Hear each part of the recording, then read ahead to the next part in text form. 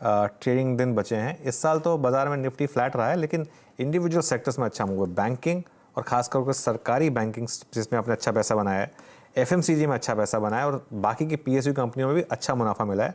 हालांकि आईटी ने निराश किया और फार्मा ने निराश किया है।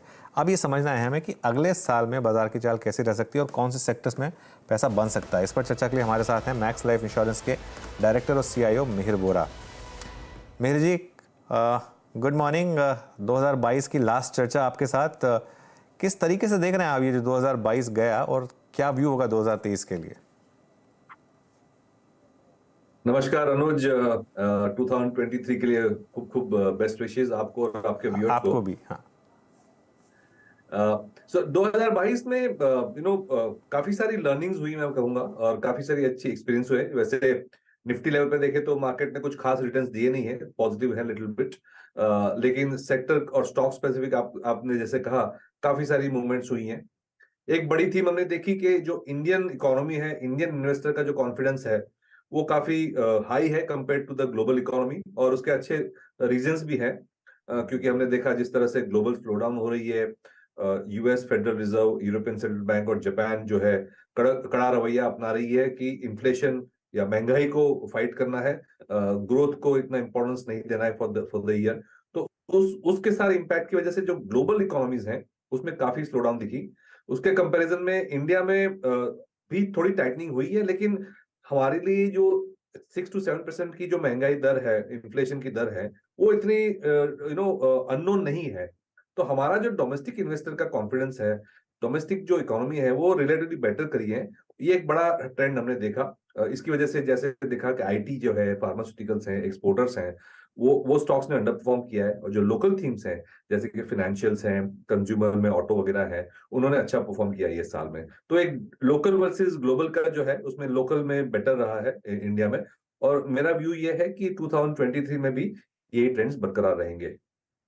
चलिए, आपने ग्लोबल की बात की है तो मैं सेक्टर स्पेसिफिक आऊँ इससे पहले मैं एक बार आपका व्यू जानना चाहूँगा। ये जो चाइना में ओपनिंग अप हुई है और जिस तरीके से हुई है और जिस तरीके से चाइनीज़ मार्केट ने पिछले 1.5 महीने में मैसिव आउट परफॉर्मेंस दिखाई है, एक रिस्क फैक्टर है क्या 2023 में कि फंड फ्लोज चाइना की तरफ ज़्यादा जाएंगे कंपेयर टू इंडिया?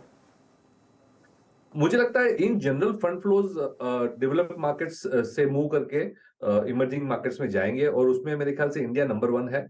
चाइना अब टेक्निकली नंबर 2 हो सकता है, लेकिन जो इस तरह से लास्ट 3 साल में चाइना के विरुद्ध में कॉन्फिडेंस शेक हुआ है, जो जिस तरह से चाइना ने पॉलिसीज अपनाई है, प्लस जियोपॉलिटिकल वाइज भी चाइना रिस्की कंसिडर किया जा रहा है। तो मेरे ख्याल से थोड़ा बहुत पैसा चाइना में जा सकता है, बट मुझे नहीं लगता है ये इंडिया के अगेंस्ट में जाएगा। इंडिया में पैसा कंटिन्यू रहेगा आने का। जो इंक्रीमेंटल पैसा है शायद चाइना में जाए, बट मुझे नहीं लगता है कि चाइना को लेने के लिए लोग इंडिया बेचेंगे। ये सिचुएशन मुझे नहीं लग रही है, क्योंकि चाइना +1, यूरोप +1 में मैन्युफैक्चरिंग खास करके जो शिफ्ट हो रही है उसमें इंडिया में काफी दिलचस्पी है। और हम एफडीआई फ्लोज देखें, प्राइवेट इक्विटी और वेंचर कैपिटल फंड्स के फ्लो भी देखें, तो इंडिया की तरफ ही ज्यादा पॉइंट कर रहे हैं। इनफैक्ट कभी मैंने ट्वीट भी किया था कि जो ग्लोबल वेंचर कैपिटल इन्वेस्टर्स हैं उनका सर्वे लिया गया था, तो उसमें इंडिया नंबर 1 डेस्टिनेशन कंसिडर किया जा रहा है। तो ग्लोबल इन्वेस्टर्स का कॉन्फिडेंस इंडिया में बहुत ज्यादा है। तो इंडिया में बिकवाली करके चाइना जाएंगे ये मुझे नहीं लग रहा। ओके, चलिए ठीक है। तो ये एक ब्रॉडर सेटअप हो गया इस समय का। अब इंडिविजुअल सेक्टर्स की बात करते हैं। क्योंकि मैंने चाइना की बात की है, मेटल्स में एक मोमेंटम है इस समय, लेकिन काफ़ी तेज़ी हमने ऑलरेडी देखी है। मेटल्स इंडेक्स में काफ़ी बड़ी डिक्लाइन आई थी और उसमें अब वापस रिकवरी और वापस ऑलमोस्ट ऑल टाइम हाई के करीब। यहाँ पर क्या भी होगा मिहिर? पोर्टफोलियो स्टॉक्स बनाएंगे इनको या फिर टैक्टिकल प्ले ही रहेगा ये? देखिए, अगर चाइना ओपन अप हो रहा है और ये मोमेंटम कंटिन्यू रहेगा, तो China is almost 50% of global demand for all the large commodities. तो डेफिनेटली ये कमोडिटीज में इंपैक्ट आएगी। लॉन्ग टर्म के लिए हम कमोडिटीज को एक स्ट्रेटेजिक कॉल नहीं गिनते। It's more of a tactical call. 3 महीना, 6 महीना, 1 ईयर तक का व्यू लेते हैं हम कमोडिटीज में। हम ऐसे 5 year compounding kind of story नहीं गिनते। बट टेक्निकली डेफिनेटली अगर चाइना ओपन अप होता है तो मेटल्स में तेजी बरकरार रह सकती है। ओके, और अब कुछ बड़े सेक्टर्स की बात करते हैं। इस साल अच्छा पैसा बना है बैंकों में और खासतौर से पीएसयू बैंकों में। ओवरऑल आपका क्या व्यू होगा फाइनेंशियल सेक्टर पर और विद इन दैट पीएसयू बैंकों पर? व्यू पॉजिटिव है। Within financial sector banks को हम ज्यादा प्रेफर कर रहे हैं compare to all the other segments like NBFCs हैं, या तो इंश्योरेंस है, या तो एसेट मैनेजमेंट है, ब्रोकिंग है। ये सारे के कंपैरिजन में हमें लग रहा है कि बैंक्स ज्यादा कॉम्पिटिटिव पोजीशन में है, एटलीस्ट फॉर 2023। और with in banks of course PSU banks तो टेक्निकल कॉल है ही, बट विद इन बैंक्स हमारा जो स्ट्रक्चरल कॉल है वो प्राइवेट सेक्टर पे ही ज्यादा फोकस रहता है। अब बैंकिंग में प्रेफरेंस होने का ये सबसे बड़ा कारण ये है कि एक तो काफी समय के बाद क्रेडिट ग्रोथ आ रही है सिस्टम में, 15 17 18% तक की क्रेडिट ग्रोथ काफी साल से हमने देखी नहीं है, तो ये एक बड़ा पॉजिटिव है। सेकंड इज एनपीए के जो इश्यूज हैं वो काफी हद तक सॉल्व कर दिए थे बैंक ने लास्ट 3 साल में, काफी अग्रेसिवली प्रोवाइड करके। आरबीआई ने भी काफी लिबरल पॉलिसीज दे के बैंक को एक टाइम दिया एडजस्ट करने को। तो बैलेंस शीट क्लीनअप काफी अच्छा हो चुका है बैंक्स का, चाहे प्राइवेट सेक्टर बैंक हो चाहे public sector bank.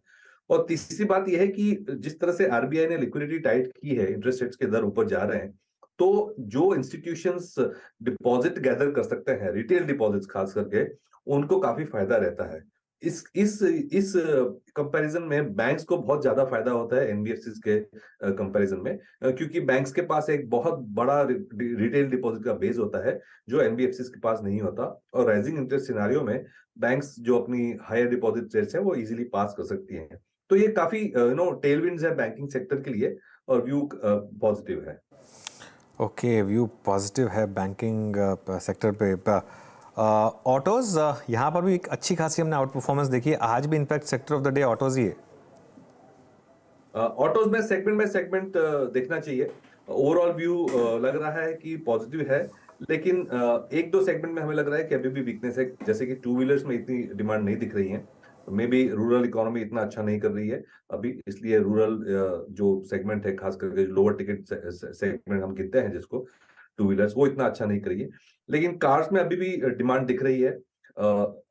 some of the manufacturers are still facing some issues with supplies on chips etc, but वो अगर सॉल्व हो जाती है तो मेरे ख्याल से कार में सेगमेंट अच्छा कर रहा है, एसयूवीज में सेगमेंट अच्छा कर रहा है, और कमर्शियल व्हीकल्स में भी सेगमेंट अच्छा कर रहा है। तो मेरे ख्याल से टू व्हीलर्स के अलावा जो सेगमेंट्स हैं ऑटोमोबाइल में अच्छा कर रहे हैं। और अभी भी हम देखें वॉल्यूम ग्रोथ, तो 2019-20 में जो वॉल्यूम से उससे थोड़ी ही ज्यादा है। तो 3 साल तक हमने देखा है कि इतना कुछ खास ग्रोथ आया नहीं है।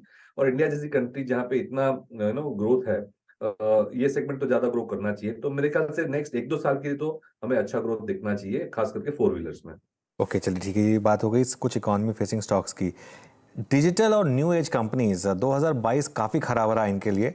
2021 में जितना मोमेंटम था और जितना एक जैसे कहते हैं यूफोरिया था, 2022 में एग्जैक्ट उसका उल्टा, और कोई टच नहीं करना चाहता था इन स्टॉक्स को।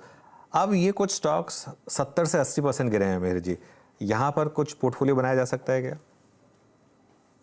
सर्टनली 2022 में जिस तरह से करेक्शन आई है, जैसे आपने कहा, तो अब जो सिलेक्टिवली जो है काफी अच्छे स्टॉक्स जो हैं जिसने अच्छी फ्रेंचाइज बनाई हुई है रिटेल में, और खास करके जिसके मॉडल्स जो हैं वो जिसमें कोई एंट्री बैरियर्स हैं, तो जो सिलेक्टिवली हम देख रहे हैं इसको।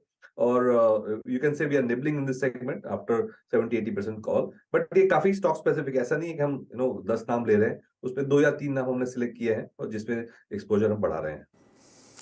ओके, चलिए, खैर आप इंडिविजुअल स्टॉक्स की बात नहीं कर पाएंगे, लेकिन एक इंडिकेशन तो मिल ही गया होगा लोगों को जिस तरीके की आपने बात की उससे। आईटी में लेकर लोग अभी भी डिवाइडेड हैं, आप किस कैंप में हैं, बुलिश या बेरिश? आईटी में अब हम नेगेटिव ही हैं अभी भी व्यू, क्योंकि जैसे ओवरऑल थीम हमने देखी कि डोमेस्टिक इकोनॉमी पे ज्यादा फोकस करना है, ग्लोबल इकोनॉमी में स्लो डाउन चालू रहेगा मेरे ख्याल से 2023 में भी।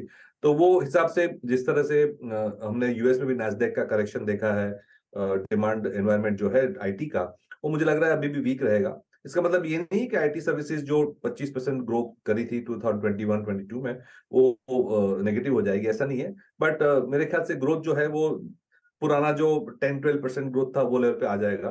तो ग्रोथ रहेगा, लेकिन मेरे ख्याल से ज्यादा अट्रैक्टिव ग्रोथ बाकी डोमेस्टिक सेक्टर्स में रहेगा। तो रिलेटिवली हम अंडरवेट हैं फिर इसमें। रिलेटिवली अंडरवेट हैं, चलिए। और कौन सी थीम, कोई स्पेसिफिक थीम जो इस समय आपको अच्छी लग रही है मेयर? देखिए, सबसे बड़ी जो होप है और सबसे बड़ी अपॉर्चुनिटी है इंडिया में, वो इंफ्रास्ट्रक्चर और मैन्युफैक्चरिंग और रियल एस्टेट में। फिजिकल एसेट क्रिएशन जो है काफी वीक रहा है। इनफैक्ट लास्ट 2 साल में भी अगर देखें, जो इन्वेस्टमेंट्स हुई है मोस्टली गवर्नमेंट ने करी है। प्राइवेट सेक्टर का इतना ट्रैक्शन नहीं दिख रहा है। चाहे वो मैन्युफैक्चरिंग कैपेसिटी में हो, चाहे वो इंफ्रास्ट्रक्चर में हो, चाहे वो रियल एस्टेट में हो, most of the work has been done by the government. तो मेरे ख्याल से अगर इंडिया को 7-7.5% ग्रो करना है, तो इन्वेस्टमेंट्स खास करके प्राइवेट सेक्टर इन्वेस्टमेंट्स के बिना ये पॉसिबल नहीं है। जैसा कि हमने देखा था 2002 से लेके 2010 तक जो साइकिल आया था, वो उस तरह का साइकिल चाहिए हमें अगर 7% से ज्यादा ग्रो करना है। तो वैल्यूएशंस कंस्ट्रक्शन कंपनीज के देखें या कैपिटल कंपनी के देखें, इंफ्रा रियल एस्टेट कंपनीज के इतना एक्सपेंसिव नहीं है। तो ये सेगमेंट में अगर ट्रैक्शन आता है, जिस जो हमारी होप है, तो मेरे ख्याल से हम नेक्स्ट लेवल पर जा सकते हैं। तो एक जो manufacturing infra capital expenditure investments real estate and plus some of the PLI जो मैन्युफैक्चरिंग में दिया गया है, डिफेंस में जहां पे गवर्नमेंट बोल रही है कि ज्यादा से ज्यादा इंडिया में बनाओ, तो ये एक बड़ी थीम है कि भाई इंडिया में make in India manufacturing, whether it's defence और पीएलआई और एनी अदर कैपिटल एक्सपेंडिचर, ये एक बड़ी थीम में हम फोकस कर रहे हैं, जिसमें आ जाता है कंस्ट्रक्शन, कैपिटल गुड्स एक्सेट्रा। ठीक है, चलिए रियल एस्टेट या इससे रिलेटेड किसी सेक्टर में आपको तेजी दिख रही है यहाँ पर मेहर? सर्टनली रियल एस्टेट में अगर हम लास्ट 6 महीने का डिमांड देखें तो काफी रेसिडेंशियल में काफी अच्छी डिमांड है, कमर्शियल में भी कैपेसिटी यूटिलाइजेशन काफी अच्छी है। तो अगर इंटरेस्ट रेट्स बहुत ज्यादा और नहीं बढ़ते हैं, तो मेरे ख्याल से रियल एस्टेट इज, जैसे मैंने कहा, एक इन्वेस्टमेंट की जो साइकिल है वो पिकअप होनी चाहिए, जिसमें रियल एस्टेट भी आ जाती है। तो valuations are attractive in this sector. अगर थोड़ा बहुत ट्रैक्शन जैसे हमने लास्ट 3-4 महीने में देखा है वो कंटिन्यू रहेगा, तो रियल एस्टेट सेगमेंट भी अच्छा कर सकता है। चलिए मेहर जी, शुक्रिया आपका जुड़ने के लिए हमारे साथ, और एक बार फिर आपको, आपकी फैमिली को और पूरी टीम को नए साल की बधाइयाँ। अब आपसे 2023 में बात करेंगे। बिल्कुल, धन्यवाद, आपको भी ऑल द बेस्ट। चलिए, ये इस समय लॉन्ग टर्म व्यू मार्केट का शो खत्म करें इससे पहले एक बार